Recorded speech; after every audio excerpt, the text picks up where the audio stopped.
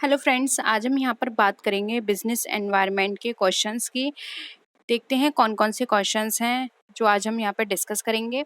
और आपको इन क्वेश्चंस में से किसी भी क्वेश्चन में डाउट लगता है तो नीचे कमेंट सेक्शन में ज़रूर बताइएगा और लास्ट तक ज़रूर देखिएगा। बहुत सारे टर्म्स भी हैं जो यहाँ पर हम डिस्कस करेंगे। तो स्टार्ट करते हैं वीडियो को। आपको वीडियो पसंद आए तो लाइक कीजिए, फ्रेंड्स के साथ शेयर कीजिए और किसी भी तरह की कोई भी क्वेरी हो तो ज़रूर बताइएगा। तो नेक्स्ट वीडियो में यहाँ पर उनको हम डिस्कस कर लेंगे, ठीक है।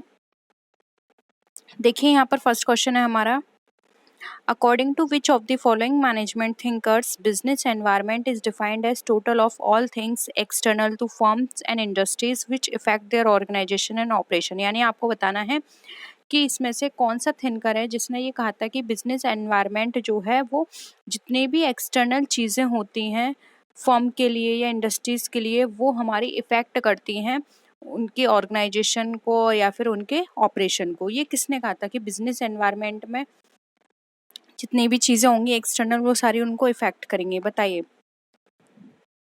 आर्थर एम वेल्मर, जॉन विंग, वियोंट ओ व्हीलर या फिर मैथ्यू स्मिथ, किसने कहा ये?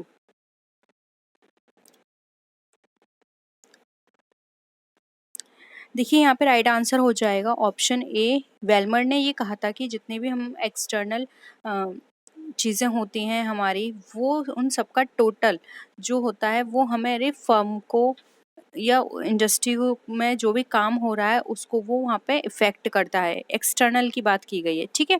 तो ऑप्शन क्या हो जाएगा? ए।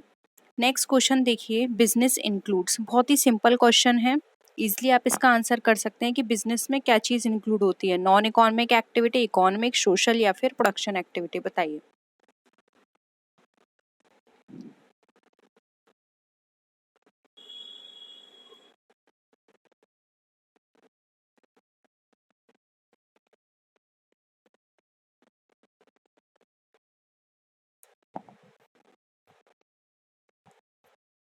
देखिए यहाँ पर बात की जा रही है बिजनेस की, तो आपको पता है बिजनेस किया जाता है तो वहाँ पे मॉनेटरी एस्पेक्ट हमारा इंक्लूड होता है, यानी मॉनेटरी एस्पेक्ट की बात की जाती है। अब non economic activity monetary aspect तो नहीं है इसलिए ये कट गया। सोशल एक्टिविटी बिजनेस के अंदर नहीं की जाती क्योंकि बिजनेस में किसकी बात की जा रही है? प्रॉफिट की, ठीक है। तो ये सोशल एक्टिविटी भी कट गई। प्रोडक्शन एक्टिविटी जरूरी नहीं है हर बिजनेस में प्रोडक्शन हो, ठीक है। तो यहाँ पर हमारा जो राइट आंसर होगा वो क्या हो जाएगा? Option B, economic activity. Business में इकोनॉमिक एक्टिविटी इंक्लूड होती है जिसमें हम कुछ भी काम करते हैं। अब वो प्रोडक्शन हो सकता है, नॉन प्रोडक्शन एक्टिविटी हो सकती हैं जिनके थ्रू हम मॉनेटरी एस्पेक्ट की बात करते हैं, कुछ प्रॉफिट अर्निंग की बात करते हैं। तो ये हमारे लिए क्या है? हमारी एक इकोनॉमिक एक्टिविटी है, ओके। तो क्लियर है यहाँ पे आपको।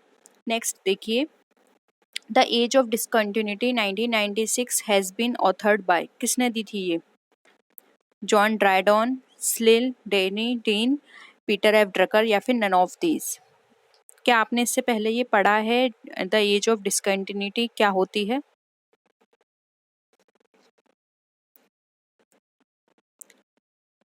देखिए पहले बात करते हैं ये किसने दिया है, तो ये दी है पीटर एफ ड्रकर ने, तो ऑप्शन सी राइट आंसर हो जाएगा। अब ये देख लेते हैं ये क्या है।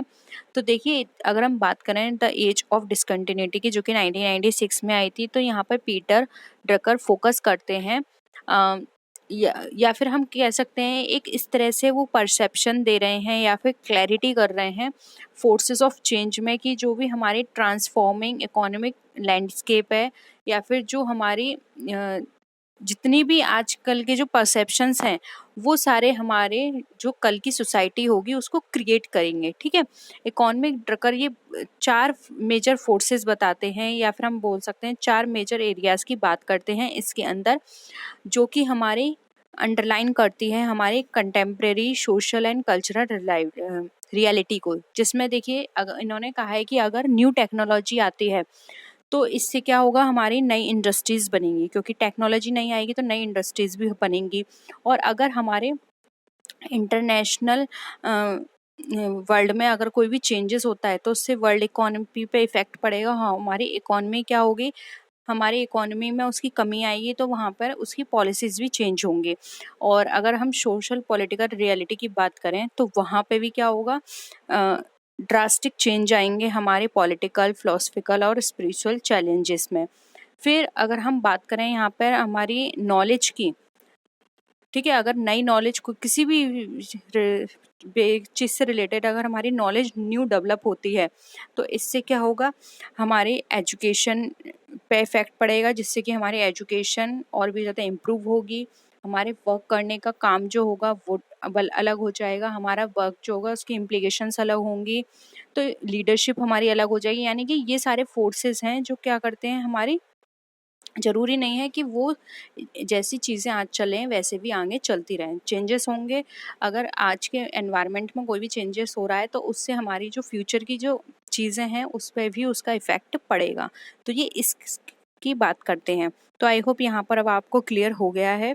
नेक्स्ट देखिए, all business organisations are affected by a number of factors, यानी कि जितने भी बिजनेस ऑर्गेनाइजेशंस होते हैं वो सब इफेक्ट होते हैं नंबर ऑफ फैक्टर्स से। अब इसमें आपको ये बताना है कि वो ऐसे कौन से दो फैक्टर्स हैं, ब्रॉड फैक्टर्स, जैसे कि ऑप्शंस में है लोकल और regional, regional and national, internal and external and financial and non financial. बताइए इसमें से ये कौन सा आपको लगता है।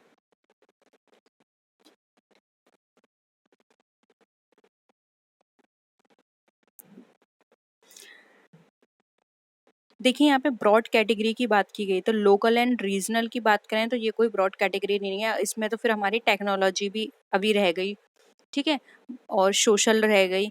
रीजनल एंड नेशनल अगेन ये भी सिर्फ दो एस्पेक्ट को बता रही है, ये कोई दो ब्रॉड कैटेगरी नहीं है। फाइनेंशियल एंड नॉन फाइनेंशियल ये भी ब्रॉड कैटेगरी नहीं है। ब्रॉड कैटेगरी हमारी इंटरनल एंड एक्सटर्नल होगी। इंटरनल होगी जो बिजनेस एनवायरनमेंट के अंदर होगी, और एक्सटर्नल जो होगी वो आउटर एनवायरनमेंट है, यानी कि जो बिजनेस के बाहर का जो एनवायरनमेंट है, जैसे कि पॉलिटिकल हो गए, सोशल हो गए, ठीक है, टेक्नोलॉजिकल हो गए, ये हमारे एक्सटर्नल फैक्टर हैं। इंटरनल क्या होगा, कंपनी की पॉलिसीज चेंज होना, कंपनी के मैनेजमेंट में कोई चेंजेस होना, या कंपनी की कैपिटल में कोई चेंज होना, कंपनी की जो प्लानिंग की गई है उसमें कुछ चेंजेस करना, ये सब हमारे इंटरनल फैक्टर आते हैं। तो ये हमारे बिजनेस ऑर्गेनाइजेशन को इफेक्ट करते हैं। तो ऑप्शन सी क्या हो जाएगा राइट आंसर। नेक्स्ट देखिए, which of the following types of risk can be attributed to macro variables and is usually beyond the control of the business. बताइए।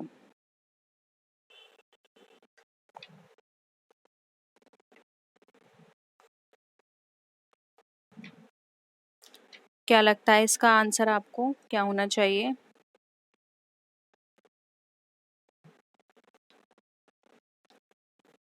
देखिए यहाँ पर बात की जाए, ये कहा गया है कि ऐसा कौन सा रिस्क का टाइप है जो कि मैक्रो वेरिएबल्स को एट्रीब्यूट करता है और जो हमारे बिजनेस की कंट्रोल के बियॉन्ड होता है, यानी इसको कंट्रोल नहीं किया जा सकता। बताइए।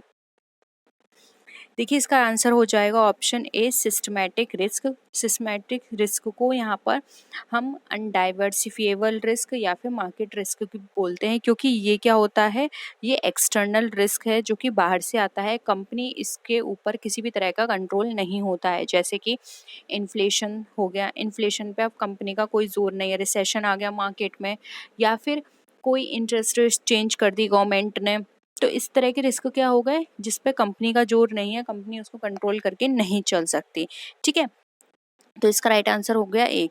और अगर आपको इनके मीनिंग के बारे में भी पढ़ना हो कि unsystematic risk, residual risk, diversifiable risk क्या होता है, तो प्लीज जरूर बताइएगा, हम इसको भी अच्छे से डिस्कस कर लेंगे, ठीक है।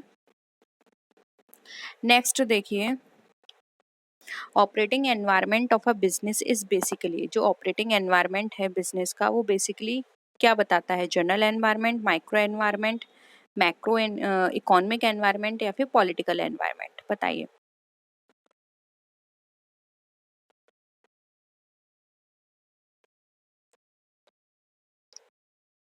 देखिए ऑपरेटिंग एनवायरनमेंट की बात की गई है, तो ऑपरेटिंग एनवायरनमेंट क्या होता है, जो बिजनेस के सराउंडिंग में होता है, ठीक है, जो बिजनेस के अंदर हो रहा है।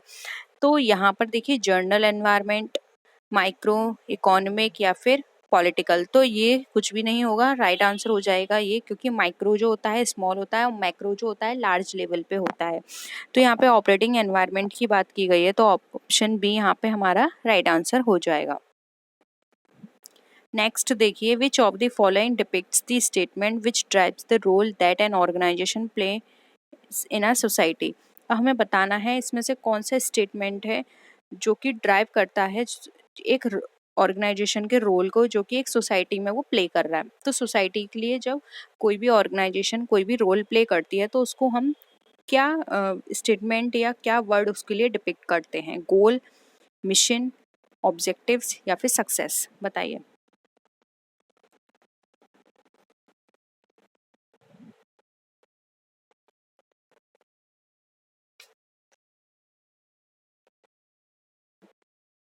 क्या होगा आपके अकॉर्डिंग आंसर इसका?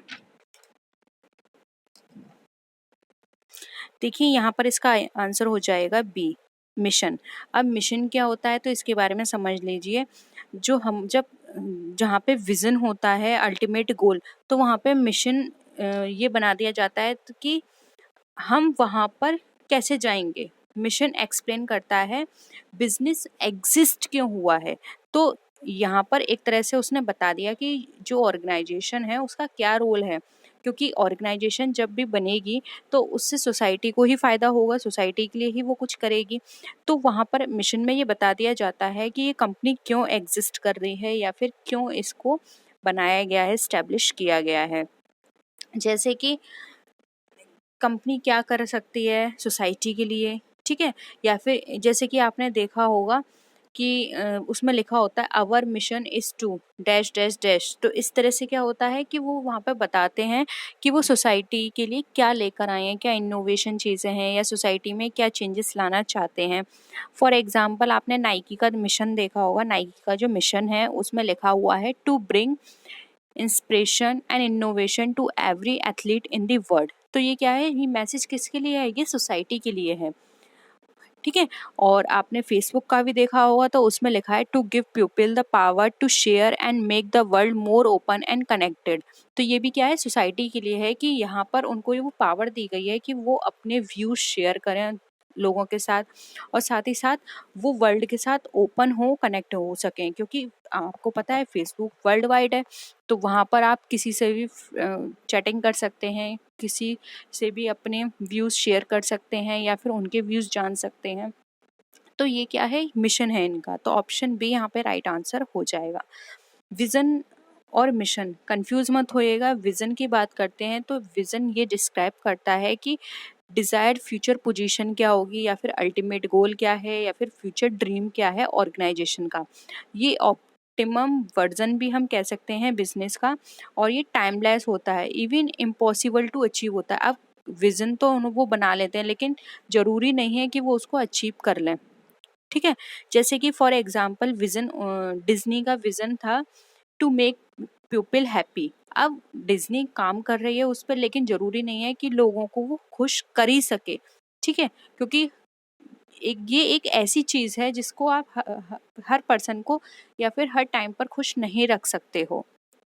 तो विजन जो होता है वो अल्टीमेट गोल होता है, फ्यूचर हम बोल सकते हैं, फ्यूचर ड्रीम है एक तरह से ऑर्गेनाइजेशन का, लेकिन ये अचीव हो जाए ये जरूरी नहीं है, ठीक है। तो विजन और मिशन दोनों को अलग रखिएगा, ठीक है। नेक्स्ट देखिए, paste is an acromion which stands for. अब पेस्ट जो है वो क्या किसके लिए है उसका? प्रोडक्ट, इकोनॉमी, सोसाइटी या फिर टेक्नोलॉजी, पॉलिटिकल, इकोनॉमिक, सोशल या फिर technological, political, economic, social and technological या फिर पीपल, इकोनॉमी, स्टैंडर्ड्स या ट्रांसपोर्ट? बताइए। पेस्ट एनालिसिस बहुत पूछी जाती है।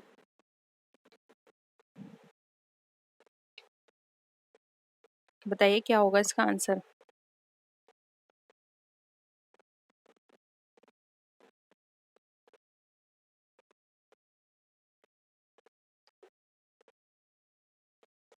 देखिए यहाँ पर हम बात करें तो आंसर हो जाएगा सी। पी का मतलब होता है पॉलिटिकल, ई से इकोनॉमिक, एस से सोशल, टी से टेक्नोलॉजिकल। ये टर्म्स यहाँ पर डिफाइन किए गए हैं जिसके बेसिस पर कंपनी इन सब चीज़ों को ध्यान में रख के अपनी पॉलिसीज बनाती हैं, ठीक है। नेक्स्ट देखिए, which of the following is deemed to be a very important factor that provides competitive advantage to a business organisation होगा ये, ठीक है। इसको कंप्लीट कर लीजिएगा। ये है बिजनेस ऑर्गेनाइजेशन। बताइए अब। इसमें से कौन सा आपको लगता है कि होगा इम्पोर्टेंट फैक्टर जो कि कॉम्पिटिटिव एडवांटेज देगा एक बिजनेस ऑर्गेनाइजेशन को? इनोवेशन, मॉड्यूलेशन, डायमेंशन या फिर variation?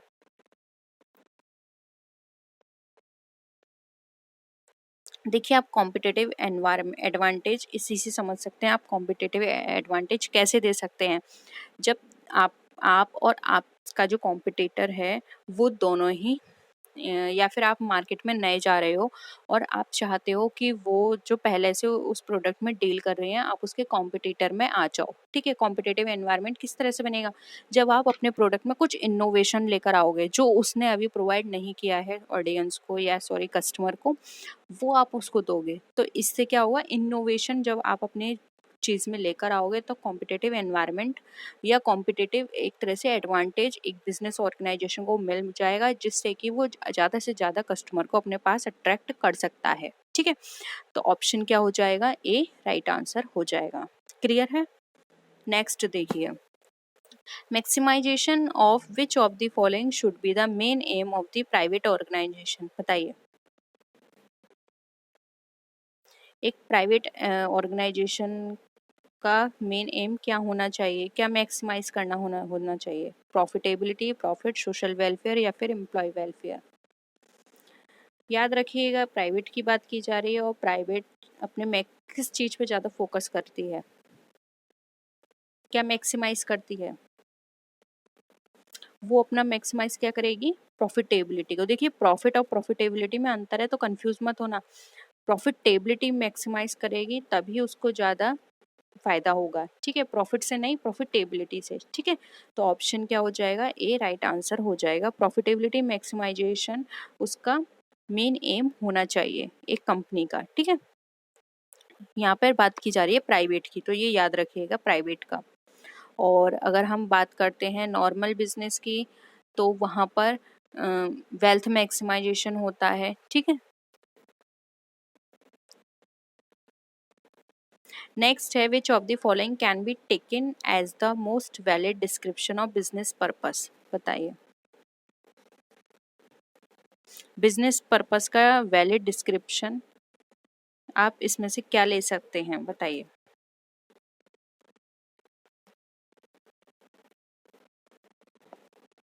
Create a customer, maximise profit, serve the society या फिर increase the wealth in the form?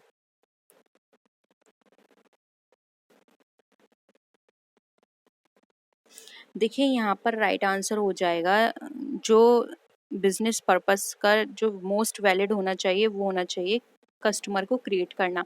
क्योंकि देखिए, कोई भी चीज़ ये हम सबको पता है, बस कोई भी ये कहना नहीं चाहता है।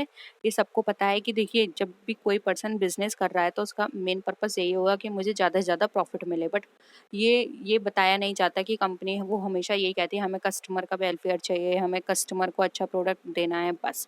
लेकिन ये कोई नहीं कहता कि हाँ हमें प्रॉफिट ज़्यादा अर्न करना है। लेकिन आप ये खुद सोच के चलिए, जब कोई भी कस्टमर क्रिएट हुआ, ठीक है, जब कंपनी के पास ज़्यादा कस्टमर होंगे तो उसकी सेल भी ज़्यादा होगी। अब सेल ज़्यादा होगी तो प्रॉफिट तो होना ही है उसको ज़्यादा। ठीक है, तो कंपनी का जो मेन पर्पस होता है वो हमेशा उसका कस्टमर पे फोकस होना चाहिए कि ज़्यादा से ज़्यादा कस्टमर को वो बनाए। अब कस्टमर बनाने का मतलब ये नहीं है कि कस्टमर ने एक बार खरीद लिया, नहीं। कस्टमर बनाने का मतलब है कि इस कस्टमर ने आज हमसे खरीदा है तो हम उसके संग हम उसको वैसी फैसिलिटी दें, हम उसके साथ वो रिलेशनशिप डेवलप करें जिससे कि वो कस्टमर बार बार हमारे पास आए। इसी को कहा जाता है कस्टमर बनाना, यानी कि वो कस्टमर जो आपका एग्जिस्टिंग कस्टमर है वो बार बार आपके पास आ रहा है। तो इससे क्या होगा, आपके पास नए कस्टमर तो आ ही रहे हैं, साथ साथ आपके पास पुराने कस्टमर्स भी आ रहे हैं।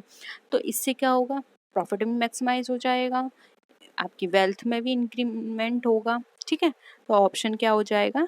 ए। नेक्स्ट देखिए, which of the following refers to the system of moral principle and rules of conduct applied to business? बताइए।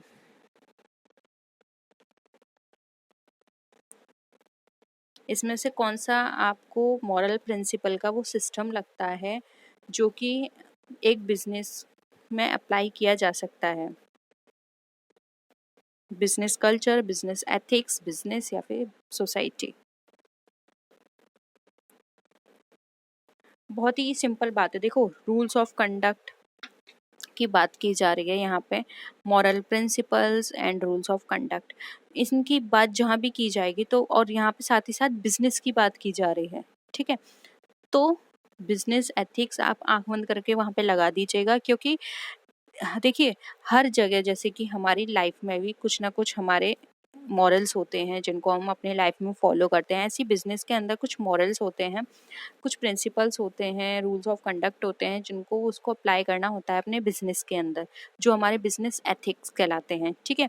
फॉर एग्जांपल, आप जो भी कस्टमर से चार्ज कर रहे हो, उस चार्ज के बदले आप उसको वो प्रोडक्ट प्रोवाइड करो। ऐसा ना हो कि आप कस्टमर को शो कुछ और प्रोडक्ट कर रहे हो डिस्प्ले पर या एडवर्टाइजमेंट में, और रियल में आप उसको उसको कुछ और सेल कर रहे हो, ठीक है। जो आपने पैकेजिंग करी है, उस पैकेजिंग के अंदर प्रोडक्ट कुछ और है, आपने वो इंग्रेडिएंट यूज़ नहीं किए हैं जो कि आपने शो किए थे। तो ये क्या है, बिजनेस एथिक्स हैं।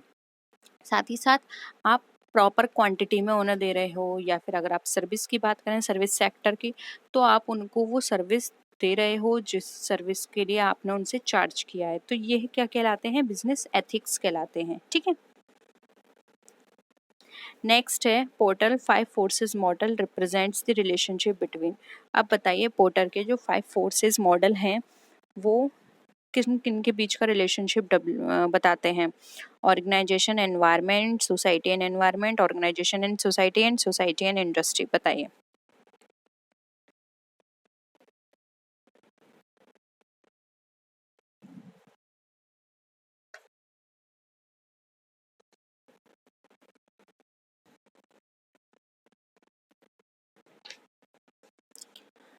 क्या होगा बताइए। देखिए, यहाँ पर इसका जो राइट आंसर होगा वो हो जाएगा option A, organisation and environment की बात करते हैं 5 फोर्सेस मॉडल, जिसको माइकल पोर्टर्स 5 फोर्सेस मॉडल भी कहते हैं। अब थोड़ा सा इसके बारे में जान लेते हैं, ये क्या है मॉडल। तो देखिए, जब हम स्ट्रेटेजिक मैनेजमेंट या बिजनेस एनवायरनमेंट की बात करते हैं, तो ये दोनों आपस में क्या होते हैं, क्लोजली रिलेटेड होते हैं। अब यहाँ पर पोर्टर 5 फोर्सेस मॉडल के बारे में बात करें तो ये हमारी हेल्प करता है हमारे कॉम्पिटिटिव पोजीशन को डिफाइन करने में, और ये हमारी हेल्प करता है जो भी हमारी स्ट्रेटजीज हैं वो हमारी कॉम्पिटिटिव एनवायरनमेंट में हमारी सूट हो रही है या नहीं, उसको एडजस्ट करने में भी हेल्प करता है। साथ ही साथ ये हमारे जो भी पोटेंशियल प्रॉफिट है उसको भी इम्प्रूव करने में हेल्प करता है। अब इसमें जैसे कि आप इसमें देख रहे हैं 5 फोर्सेस मॉडल, तो इसमें 5 पॉइंट्स की बात की गई है, जैसे कि फर्स्ट है सप्लायर पावर, सेकंड है बायर पावर, थर्ड है कॉम्पिटिटिव राइवलरी, फोर्थ है द थ्रेट ऑफ सब्स्टिट्यूशन, और फिफ्थ है the threat of new entry. अगर आप चाहते हैं तो थोड़ा थोड़ा और अच्छे से डिस्कस कर लेते हैं। देखिए, सप्लाई पावर में ये बताया गया है कि जो भी सप्लायर है उसकी एबिलिटी क्या है, जो भी हमारे इनपुट है उसकी प्राइस को लेकर, ठीक है। बायर पावर में क्या होता है, ये कि वहाँ पे कस्टमर की स्ट्रेंथ क्या है कि प्राइस कम हो, ठीक है। और कॉम्पिटिटिव राइवलरी की स्ट्रेंथ, वहाँ पे कंपटीशन की क्या स्ट्रेंथ है, उसकी स्ट्रेंथ इंडस्ट्री के अंदर होती है। सब्स्टिट्यूशन का थ्रेट यहाँ पर बताया गया है कि कोई भी अगर डिफरेंट प्रोडक्ट और सर्विसेज हैं वो वहाँ पे अपने आप उसकी जगह यूज़ हो जाएं। और अगर हम न्यू एंट्री की बात करें तो न्यू एंट्री के लिए यहाँ पे बताया गया है कि ये इस तरह से इजी हो कि कोई भी कॉम्पिटिटर, न्यू कॉम्पिटिटर अगर मार्केट में आ रहा है तो यहाँ पर उसको अच्छा प्रॉफिट मिल जाए, यानी कि वो यहाँ पर क्या करे, अपना प्राइस जो है उनको डाउन कर दे। तो ये 5 फोर्सेस मॉडल की बात की गई है, supply power, buyer power, competitive rivalry, the threat of substitution, या फिर the threat of new entry. ये 5 हैं, ठीक है। इनको और भी अच्छे से डिस्कस करना चाहते हैं अगर आप लोग, तो आप बता दीजिएगा, हम इसको और अच्छे से डिस्कस कर लेंगे, ठीक है। नेक्स्ट है, which of the following is not true about high contest culture. इसमें से कौन सा हाई कंटेस्ट कल्चर का नहीं पार्ट नहीं है, या जो नहीं है वो आपको बताना है क्या सही नहीं है। लॉयर्स जो होते हैं लेस इम्पोर्टेंट है, नेगोशिएशंस लेंदी होते हैं, people make a big deal out of private space, या फिर competitive beadings is less important. बताइए।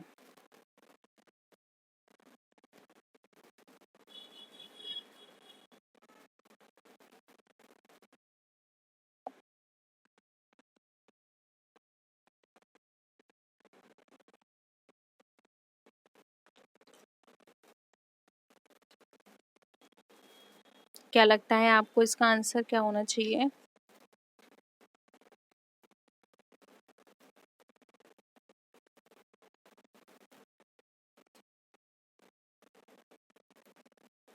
देखिए यहाँ पर इसका जो आंसर होगा वो होगा option C, people make a big deal out of private space. देखो ऐसा बिल्कुल भी नहीं है, ये हमारे हाई कॉन्टेस्ट कल्चर का पार्ट नहीं है।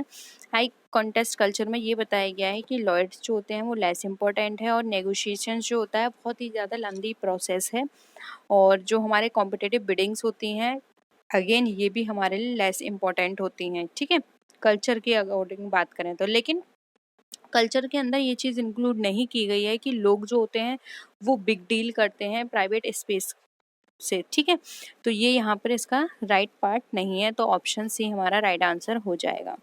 नेक्स्ट देखिए, which of the following is not an element of culture. अब इसमें से कौन सा कल्चर का एलिमेंट नहीं है, आपको वो बताना है।